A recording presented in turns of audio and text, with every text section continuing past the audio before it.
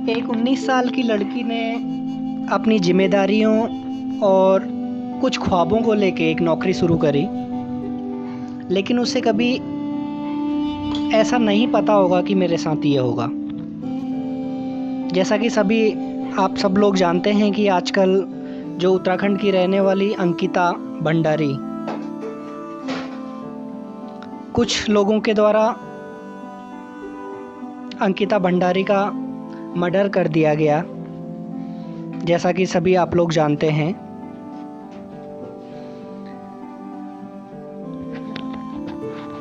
नमस्कार दोस्तों, मैं नरेश आज आपको अंकिता भंडारी केस, जो अंकिता भंडारी मर्डर केस है, उसके बारे में कुछ जानकारियाँ बताऊंगा जो भी मेरे पास हैं। आशा करता हूँ कि आप लोगों ने काफ़ी चीज़ें सुनी होंगी, लेकिन कुछ चीज़ें हैं जो चीज़ें मैं आप लोगों को बताऊंगा।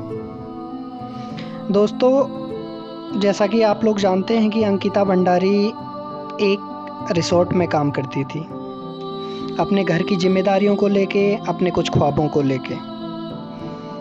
सबसे पहले उसके परिवार के बारे में बताना चाहूँगा। उसके माता पिता और उसका एक भाई है। माँ आंगनबाड़ी में काम करती थी, जो कि उसका परिवार काफ़ी आर्थिक रूप से काफ़ी कमज़ोर था। इसीलिए उस 19 साल की लड़की को काम करने की नौबत आई। कुछ गलत नहीं करा उसने, उसका हक था, वो काम कर सकती थी, उसके पास स्किल थे, लेकिन उसे कभी ये नहीं पता था कि मेरे साथ ये दरिंदे कुछ इस तरह से मेरी लाइफ में या फिर मेरी 19 साल की उम्र में ही मेरे ख्वाबों को, मेरे अरमानों को ख़त्म कर देंगे। दोस्तों, सबसे पहला सवाल तो ये आता है कि इन लोगों ने अंकिता भंडारी का मर्डर क्यों करा। पूरा मामला बताऊंगा मैं। ये पौड़ी गढ़वाल का है। ये यमकेश्वर विधानसभा के इलाके में एक प्राइवेट रिसोर्ट है, वहाँ पर काम करती थी, रिसेप्शनिस्ट थी वहाँ पर। आप लोग जानते हैं कि 18-19 सितंबर से वो गायब थी। पहले तो जो स्थानीय पुलिस थाना होता है, वहाँ पर उसकी गुमशुदगी की रिपोर्ट दर्ज कराई गई, लेकिन उसे बहुत हल्के में लिया गया, क्योंकि जिन लोगों ने उसके साथ ये कार्य करा, उन लोगों के हाथ बहुत ऊपर तक थे। जैसा कि मैं किसी का नाम नहीं लूँगा, क्योंकि जब तक वो आरोपी सिद्ध नहीं होता तब तक हम उसे आरोपी नहीं कह सकते, लेकिन आप सब जानते हैं कि आरोपी है कौन। दोस्तों, मेरा दूसरा सवाल ये है कि अंकिता भंडारी की हत्या क्यों की गई। जितना मेरे को पता चला, जितना मैंने लोगों से सुना, तो मेरे को जो पता लगा, तो जो रिसोर्ट था वहाँ पर कुछ गलत धंधे चल रहे थे, जिसको लेके रिसोर्ट के मालिक और अंकिता के बीच काफ़ी लड़ाई हुई, क्योंकि जो रिसोर्ट का मालिक था वो अंकिता को गलत जगह धकेलना चाहता था। लेकिन अंकिता एक पढ़ी लिखी लड़की थी, जैसा कि मैंने बताया कि वो टॉपर रही थी अपने स्कूल में, 12th क्लास में भी।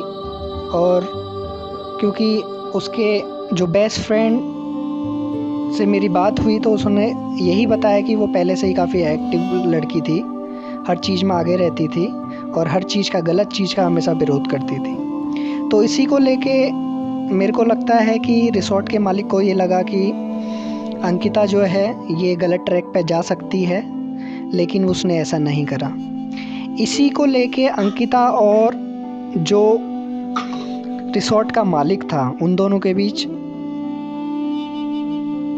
लड़ाई हुई, जिसमें कि पहले जो रिसोर्ट का मालिक था वो अंकिता के कमरे में गया और उसके साथ लड़ाई करने लगा। तब अंकिता को लगा कि मेरे साथ कुछ गलत होने वाला है, तो उसने अपनी सहायता के लिए वहीं से चिल्लाना शुरू करा। जैसा कि वो रिसेप्शनिस्ट थी, तो नीचे रहना चाहिए था, लेकिन वो ऊपर कमरे में गए। 3 लोग थे, जैसा कि मैं भी उनका नाम नहीं लेना चाहूँगा।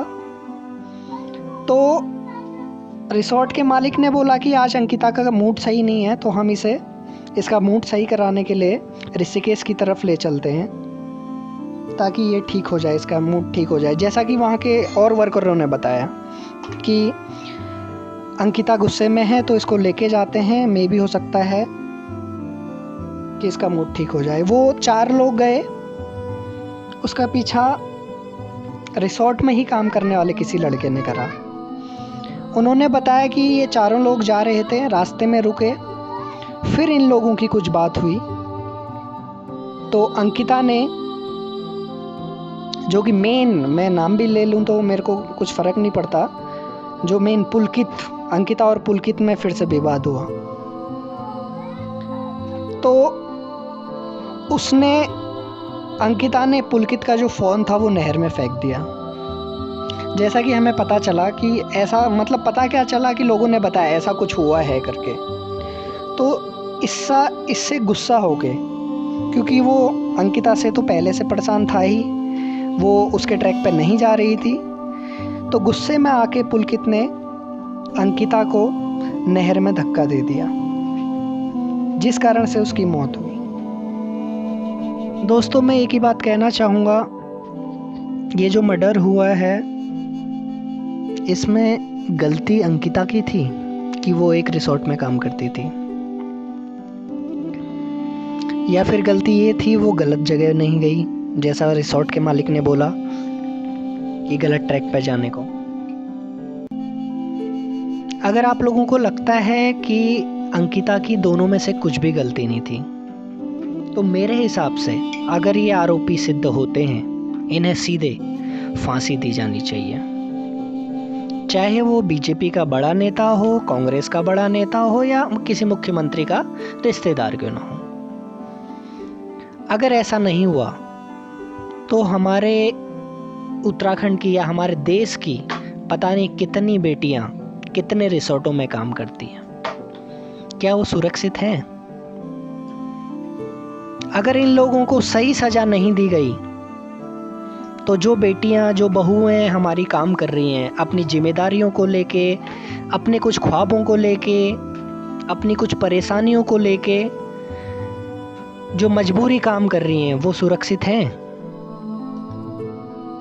मेरा तो यही कहना है, अगर इन लोगों को सज़ा नहीं दी गई तो ऐसे पता नहीं कितने मर्डर अभी तक हुए हैं। ये तो सोशल मीडिया का मैं शुक्रगुजार करता हूँ कि लोगों ने इस मर्डर को या इस केस को सोशल मीडिया के तहत आगे लाए।